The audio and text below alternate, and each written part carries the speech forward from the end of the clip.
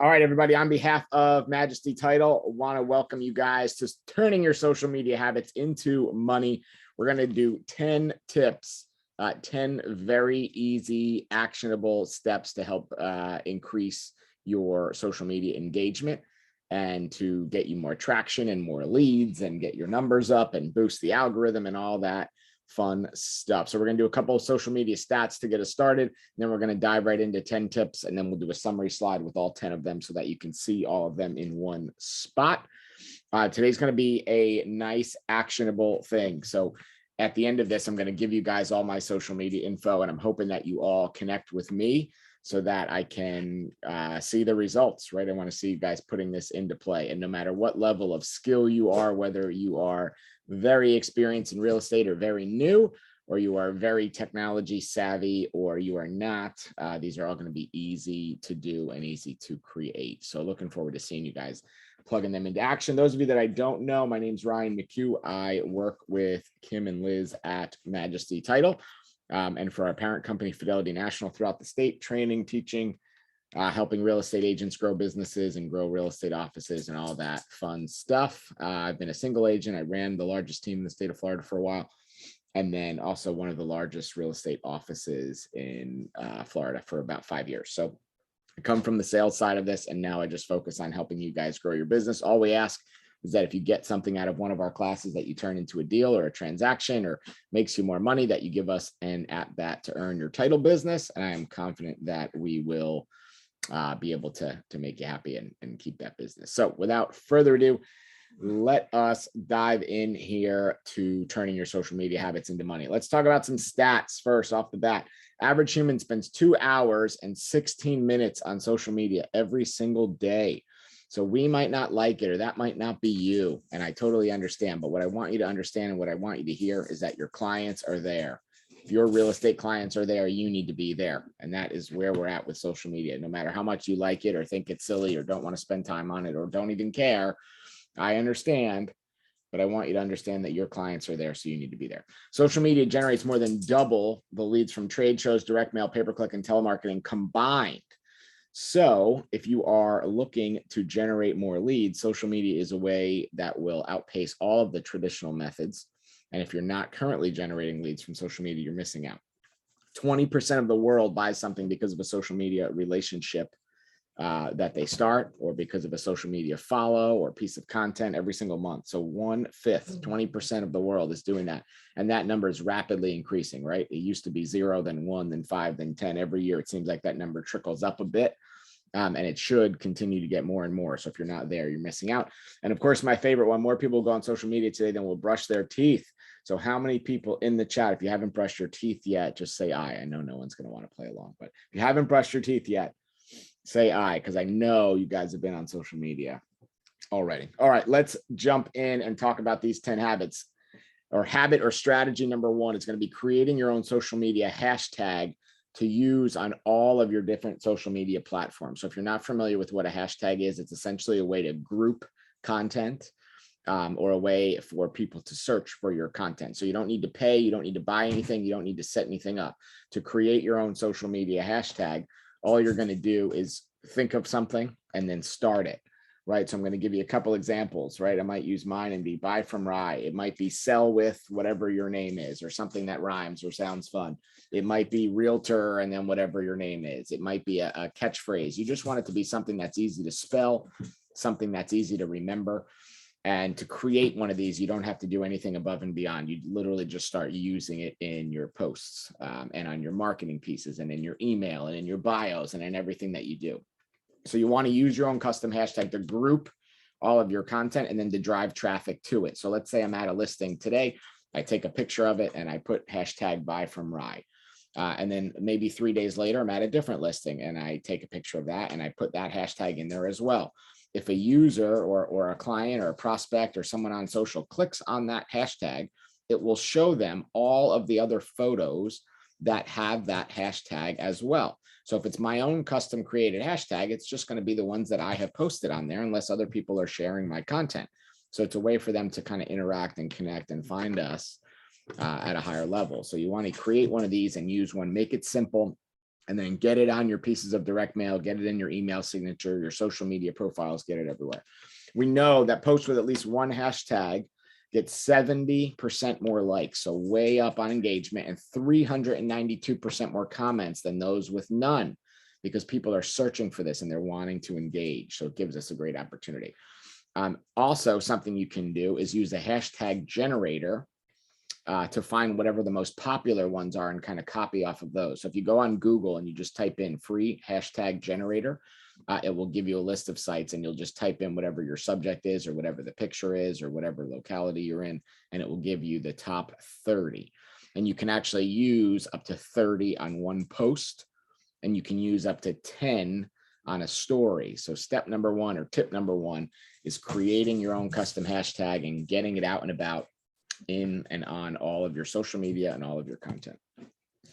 Tip number two, boost your engagement up to 70% by doing at least one Instagram or Facebook story every single day. If any of you follow me already, you know I use this feature all the time. It's one of my favorite things on social media. I think it's the best thing that they've created in a very, very long time.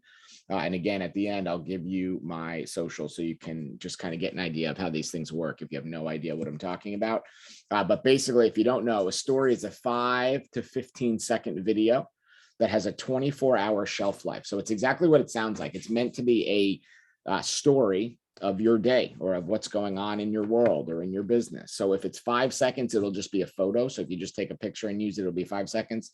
If you do a video, it'll be anywhere between 5 and 15 seconds.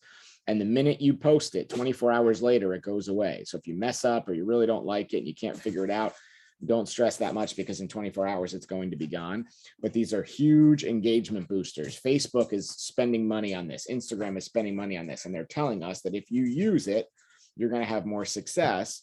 And they're telling us that their algorithm will boost you up to 70%, meaning more eyeballs, up to 70% more eyeballs will see you just if you use this feature and do one a day. So it might take you 15 seconds a day to boost your engagement, literally 15 seconds a day. And let's say you do 4, right? A lot of times people message me and they say, oh, how do you have time to do all these? So on a normal day, I'll do 4 or 8. And if you do 8 stories spread out throughout the course of the day, it literally is a total of 2 minutes of work throughout the whole day. So it's really not that hard to find the time, right? We can all squeeze an extra 2 minutes in there. There's over 500 million people using stories every single day, and they have an 85% plus completion rate, meaning people are really watching a lot of them and they're watching it the whole way. My favorite way to do it is actually to create it on Instagram and then share it to Facebook, because if you have both accounts, your traffic will kind of get doubled, because all of your Instagram followers will see it, and so will all of your Facebook followers, with just one extra click of a button, which is nice and easy. And the reason I love this is because it solves the age-old marketing question of how do we get from one to many back to one? Meaning, if we create one piece of content, how do we get many sets of people to see it? But then how do we take that interaction back to one so that we can actually engage and turn this into business, right? So if you look on the screen here, the big one with all the color and the drawings and everything on it, that is a completed story using all of the features that Instagram and Facebook allow you to use. If you've never seen what a story looks like or how it works, the bottom right is a picture I took by my house, and it's just a basic picture. It's not a video or anything, right? It's a picture. And if you look at the top of that one, the bottom right image, if you look at the top of it, I'm going to roll my mouse over it. You're going to see a little smiley face in a box with like a peeled edge, right? You'll see it up here as well. That is called a sticker, and a sticker is the most valuable piece of stories. When you click on that little smiley face, it will bring you the menu, which is the top right image, and you can add all of these different things onto your image, which I did in the finished picture. Right now, I wouldn't actually do all this stuff on one picture because it looks a little bit obnoxious, but what I did, the top one, I used the location. So anyone that's in or looking for anything in Jupiter, Florida will see it. I used the hashtag beach because that's one of the top 10 most popular hashtags on Instagram. I used the temperature just to torture my friends that are up north. I used the countdown feature where it says going to the beach. You could use that for open houses or events if you're doing those. I used the drawing tool to make that little white heart. I used the GIF tool, which is like a moving image, to make that little green palm tree kind of guy on the left side. I used the slider bar to say, isn't this cool? I used the text to put the word test. I used the date just to throw the date on when I had created the image. And I used all the little pink heart filters just because, I don't know, they were fun and I like the beach. So you can make one of these marketing pieces seriously in 15 seconds. They're very easy to do, which is why I like them. And anyone at any skill level with any amount of account followers can create one of these. So the tip is to create at least one a day, every single day, and use that to grow your engagement, boost your engagement, and turn your social media into leads and money. All right, number 3, enable LinkedIn job notifications to find leads before they even know they are leads. So we're skipping around. We're going to hit all the different social medias here, but LinkedIn job notifications to find leads before they know they're leads. So if you've been on my LinkedIn Zoom, I taught this a little more in depth, but I wanted to quickly highlight it because I know a lot of people aren't doing it because I don't hear people talking about it, which means they're not doing it. So if you look at your LinkedIn account, on my left side here, the image, if you look at your LinkedIn account, there's going to be a notification box where you can click on and see all of your notifications. So this will tell you who added you as a friend or tried to connect with you. Did anybody send you a message? Are there any ads? Is anybody hiring? It will show you all these different notifications. When you go in there, you're going to click on the one that says view settings. And when you do that, you can turn on job notifications. And I think this is the best feature of LinkedIn because what it will do, the way I turn mine on, because I, in full disclosure, I don't go on LinkedIn every day. I don't love it, but I go on a couple times a week. But what I do with the notifications is I get an email sent to me once a day. So it comes every morning, like somewhere between 6 a.m. and 9 a.m. I get an email that says something like it would for this one. It would say 5 of your friends changed jobs today. And when I click on that email, it will show me this image and it will show me that Raghav Yadav was promoted to manager of capital markets. Alex Poole was promoted to loan consultant. Celeste was promoted to associate director of residential education, whatever, you get the point. It will show everybody's job that has changed in the last day or week or month or however I have it set. So the reason that these are valuable is because these people are becoming leads before they even know or think that they're a lead. Right? Because we know when people change careers, they always change 3 things. Number 1 is their car, right? Number 2 is their lifestyle. And number 3 is their living situation. So very often, the first thing people do is they go get a new car. They trade in the old one, or they go from the 3 Series to the 5 Series, or get rid of the car they've had forever and buy something new, or whatever. So usually, just because they got the job change doesn't mean they've realized any of this new money yet, right? They haven't necessarily built the wealth, but let's say they got promoted and they started today. So their new pay goes into play, but they're not earning, right? They're not earning more yet. They will in the next 2 weeks or in their next paycheck, or it'll start stacking up. But think about it, even if they got a couple $1,000 raise, right? They only get, a couple $100 extra here and there, right? Or a couple $100 extra every 2 weeks. But then they go out and buy the new car. So if their payment before was either non-existent or maybe it was $300, they'll go move up to, like, let's say a $500 payment, right? Then they upgrade something with their lifestyle. So maybe they go buy new furniture, or they buy new jewelry, or they start going out to eat at different places, or they go shopping at different places, right? It's just kind of the logical path. That's what most people do, is they change their car first, and then they change their lifestyle. And then when they finally settle down and get past the initial buying phase of all the stuff that they wanted to buy, they try to change their living situation. And the problem is when they try to change their living situation, if they've already financed a new car and jewelry and furniture and all these other things, they usually can't, right? Because they have DTI, debt to income ratio, that's gone up, meaning they have more debt compared to what they're making. So they can't qualify for as good of a mortgage or a payment. So it kind of hurts them. So Dana said, do I leave them all on? I personally do. You don't have to. It's up to you. I do all the job change notifications. I don't really care about the other stuff. I have messages on and job change notifications on, but it's up to you. So what you would do is when you see these people, right, it tells you through LinkedIn, I could say congrats, right? It shows that right on the screen. This is literally a screenshot right out of my LinkedIn. Or what I would do is first I'd look at my phone and see if I have any of these people. And if I do, it's an easy text or a call, right? And the script is just, hey, Celeste, I saw you got a new job, congrats, tell me about it. And just let them tell you about it. And they're going to tell you everything you need to know, usually. And most of the time it's positive, right? Because when people are getting a new job situation, they're usually upgrading their life or better quality of life or more money or better commute or whatever. It's usually a positive change for them. So it's an easy conversation. And if I don't have their phone number, I'm going to try them on Facebook Messenger because that will connect and give me phone number if I don't get it, or try and track them down outside of LinkedIn, because if they're like me and they don't go on LinkedIn enough, they might not notice me, or they might get 100 congrats on that first day. And then I'm just, in the noise. I'm one of the many. So I would reach out to them personally, because these people are going to be leads, right? Because we know they all follow that path. And if you think that path is wrong, just think about your friends that have changed jobs in the last 2 years. What did they change, right? Magically, they have a new car now, they have a new watch, whatever, new jewelry, new clothes. It happens all the time. It's like 100% of the time.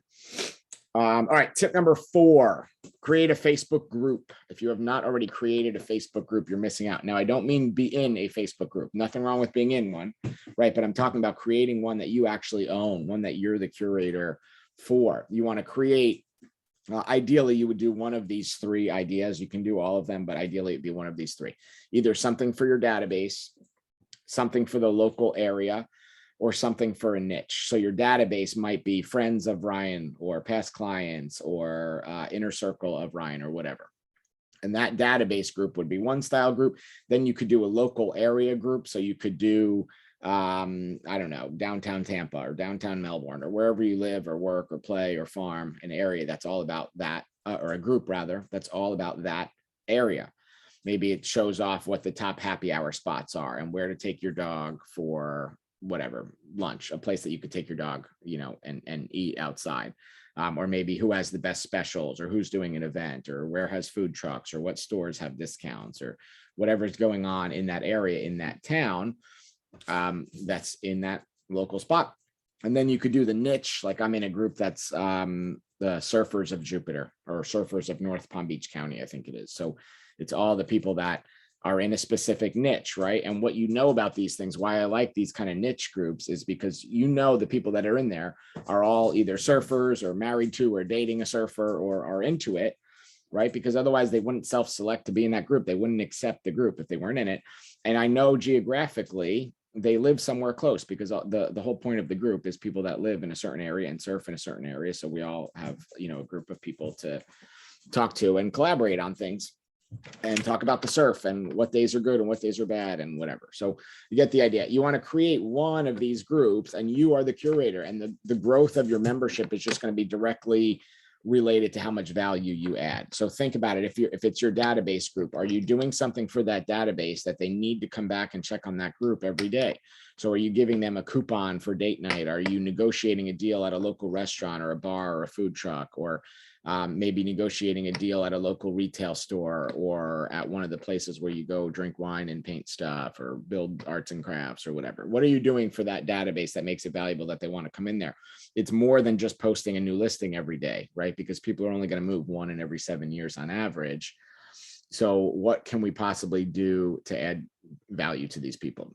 I like the groups because they're highly accurate, right? You have to invite someone to the group. So you're choosing who you want to put in there, and then they have to accept it. So there's like a double level of accuracy there, because they have to be invited and they have to accept. So in my Surfers of Jupiter example, someone that doesn't surf and doesn't live anywhere near here is most likely not going to join that group, right? Because there's no point. So the group kind of maintains its own accuracy based on who wants to be in the group and who you invite or choose to allow in the group. I also like that it's a highly efficient mode of communication, right? What's good about the group is you can make one post, and whether you have 5 people or 5,000 people in that group, they can all see it and they all have access to it. So instead of having to send 5,000 text messages or make 5,000 calls, you have this highly efficient group, which is cool. And it's cost effective, right? It's free. It doesn't cost you anything to create the group. It doesn't cost you anything to maintain it except some time and some effort. And you don't really have to spend any money to make this strategy effective. So I'm not talking about just being in a group. I'm in like a million groups. I'm sure you are too.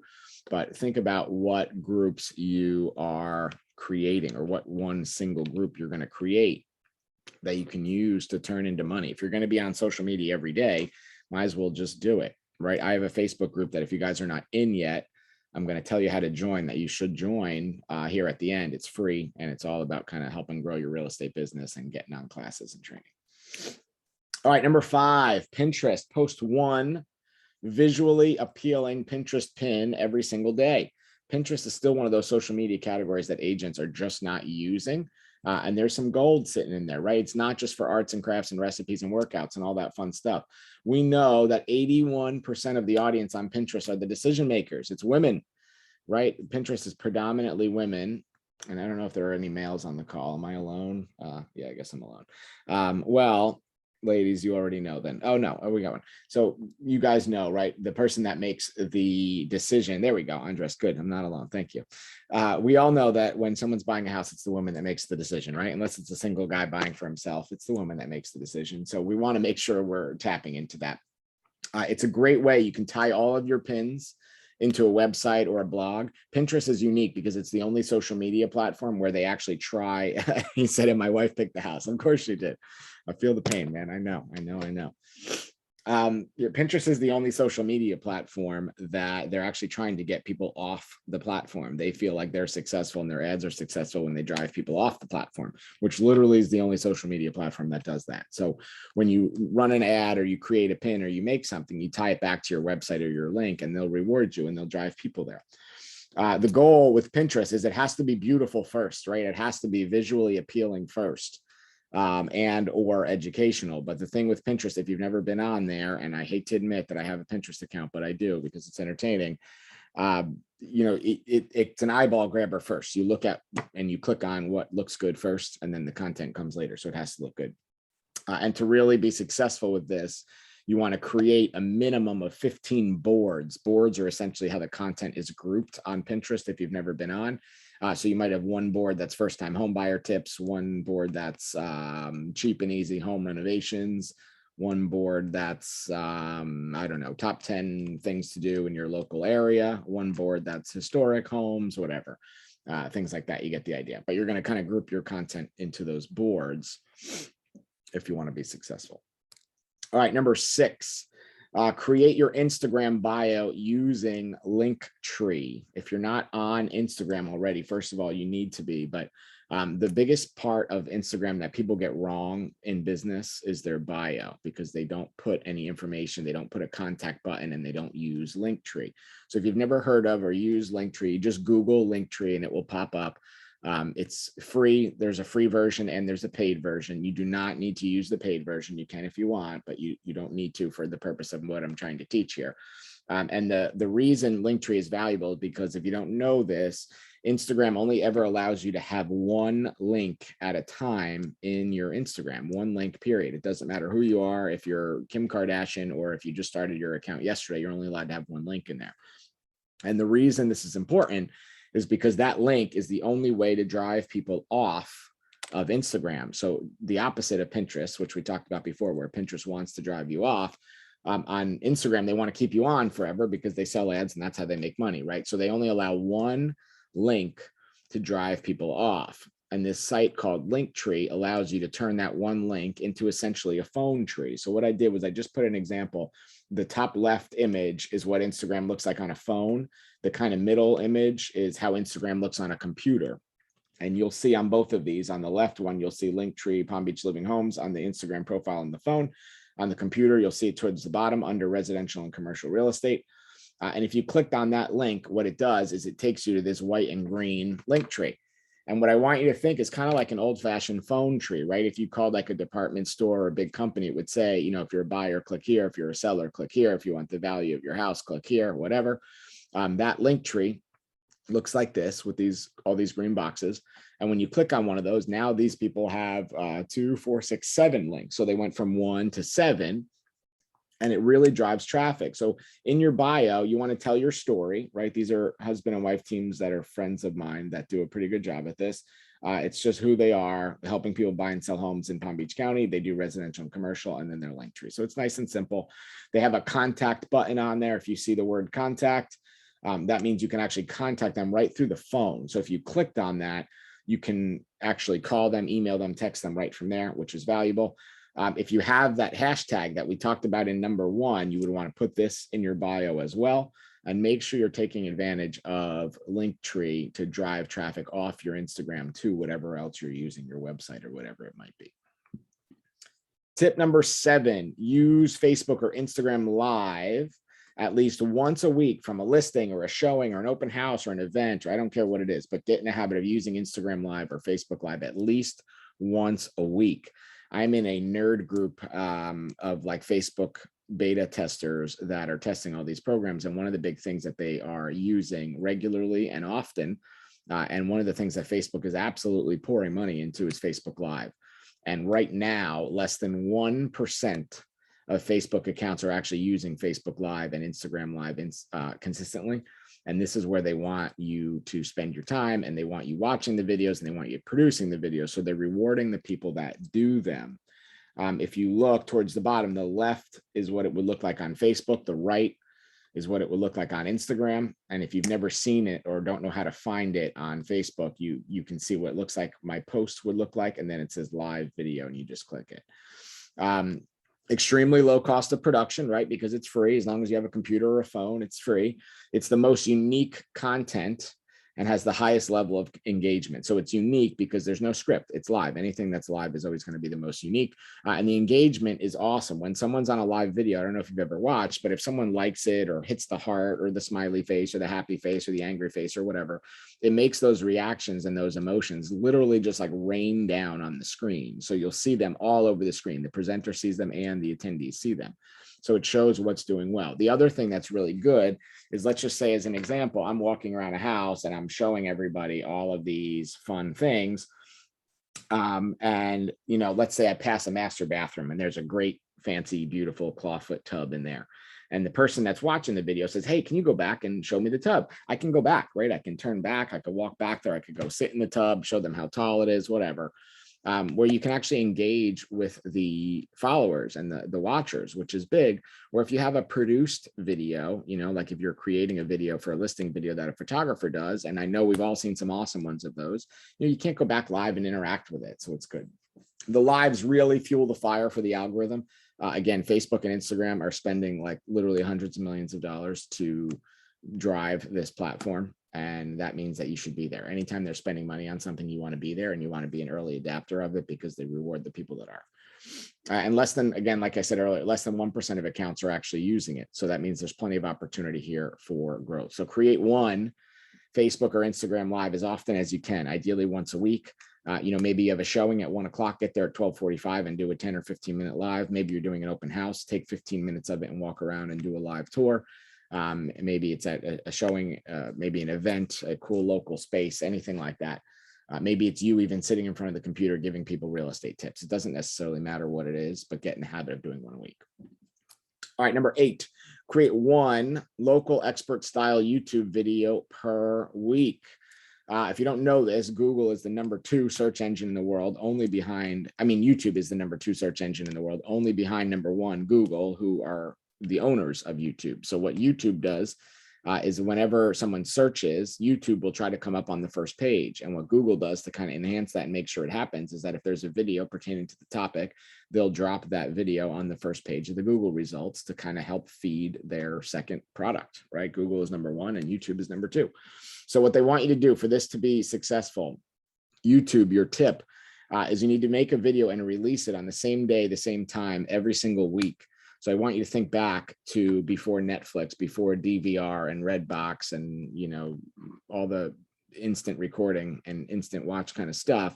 If you wanted to watch a TV show, right, you had to be there that day, that night. So I was always a Sons of Anarchy fan. I don't know about you guys, but every Tuesday night at 10, I used to watch Sons of Anarchy. It was my favorite. And guess what? If you missed it Tuesday night at 10, you could catch the next Tuesday, usually at like 9, and you get the replay. But if you missed 2 weeks of it in a row or you just couldn't make it, you were kind of out of luck, right? You had to wait till the end of the season or an overnight marathon or something like that to catch up. YouTube saw the success in that must-watch content, and they wanted to kind of replicate that. So they have. So they really reward the people in the algorithm that release something at the same day, the same time every single week. Getting hyper local with this is key. If you're going to make a video, the video is not going to be how to buy a house. It's going to be how to buy a house in whatever county you're in, or how to buy a house in whatever city you're in, or how to buy a condo on the beach for under $2,000 a month in whatever area you live in, right? You want it to be as hyper local as possible, drill it down as small as you can to have some success. You want to create the videos with subtitles. YouTube actually has a feature. They can put the subtitles right over the top. They're not perfect, but they're pretty good. More than half of the video that's consumed on YouTube is watched without sound, because a lot of people watch it at work or in bed or while someone's sleeping or whatever. So they don't watch it with sound. So creating the video with subtitles is big. And the two best kinds of videos to make are how-to videos or why you should. So we already talked about the how to buy a beach condo for under $2,000 a month in whatever city. And then it's the why you should move to this area, why you should buy a house now, why you should refi now, why you should buy a rental property, whatever. Those are the video kind of content pieces that work really well, really easily in real estate. Tip number 9, use the events page on Facebook to your advantage. Most people don't use this at all. This is something that I personally go on every single day for just usually 90 seconds, maybe 2 minutes, see what events are coming up local in my area. And a lot of people do this. So you have the ability, first of all, to create an event and make it public. So if you're doing an open house, you can create an event, make it public. And then anyone that's in your geographic area or looking in your geographic area will see that pop up as an event. So that will help you drive traffic. The other thing is, if you see there's an event that you're interested in or want to go to that someone else is putting the work in to get the traffic, go there or sponsor it, right? You might go to the local festival. There was where I live this weekend, there was this huge arts and crafts and wine festival thing that I obviously didn't put on or have anything to do with. But if I wanted a booth there or a table there, I think it was $150, and there was over 50,000 people over the course of the weekend. So as a realtor, that's a no-brainer, right? Getting yourself in there, and someone else did all the work. You just need to pay for whatever the sponsorship fee or the event fee is, or the donation or whatever it is. So if you've never seen the events page, it's highlighted in blue on the top right. This is what it kind of looks like. It's this little calendar looking thing with a star in it. And it will look like this.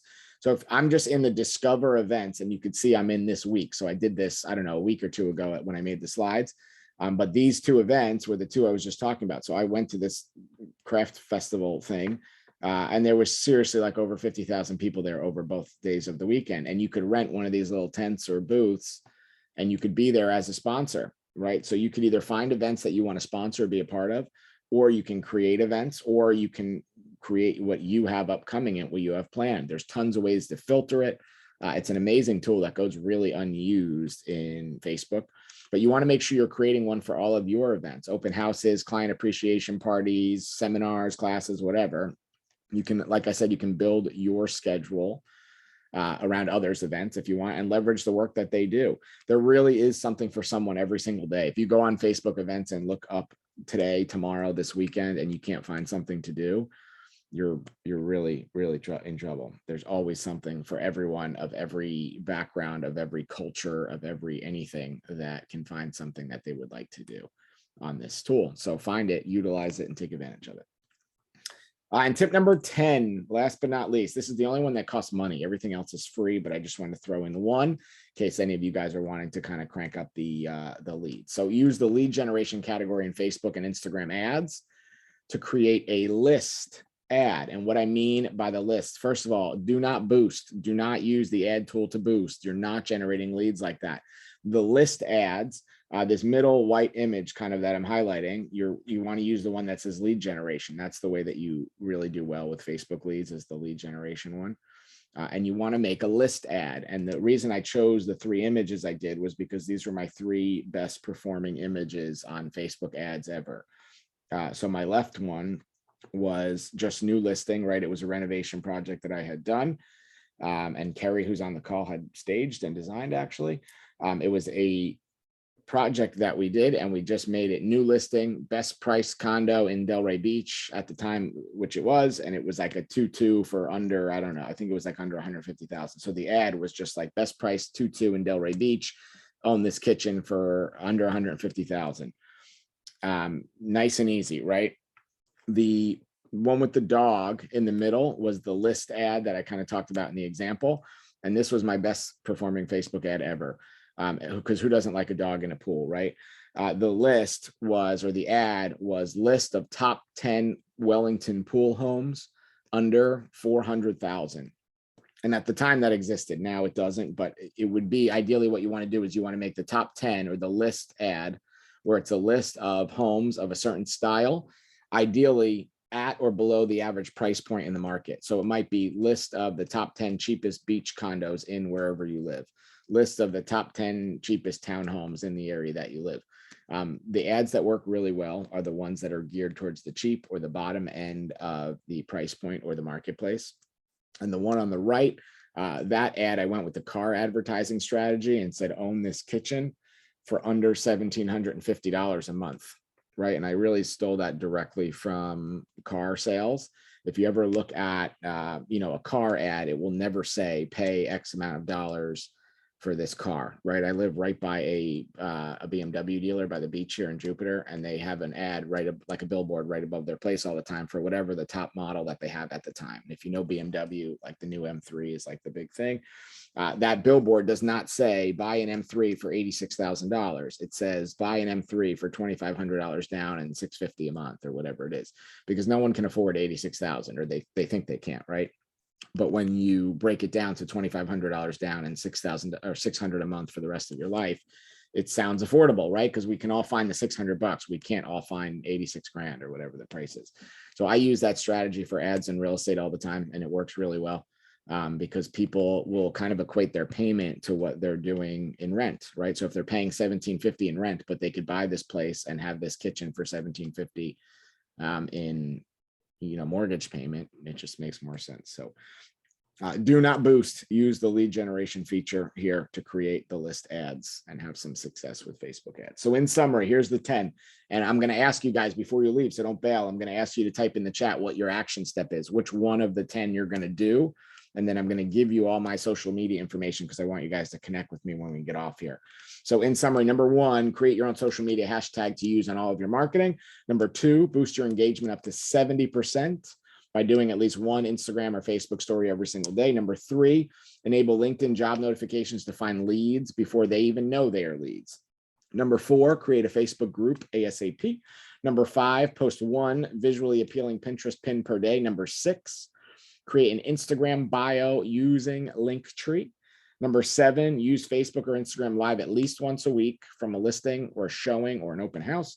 Number 8, create one local expert style YouTube video every single week. Number 9, use the events page on Facebook to your advantage. And number 10, use the lead generation ad category 1 Facebook, Instagram to create a list ad. So which one are you going to choose? You guys type in the chat which one you are going to choose to use. Kerry, thank you as always for the slides.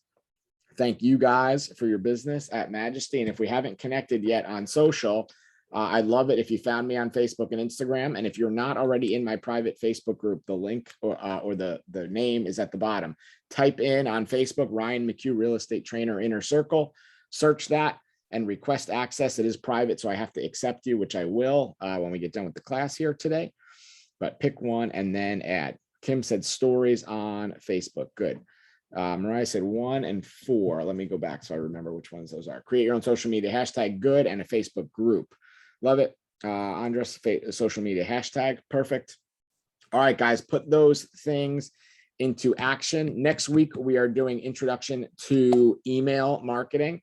Kind of a way to build email lists and have some success with email marketing. So if you're not having success with email marketing and you want to learn how to do that at a higher level, join us next Monday. And hopefully you guys have connected with me already on social. If not, please do so. If you have any questions, I will stay on and hang out for a minute. If not, you are free to go.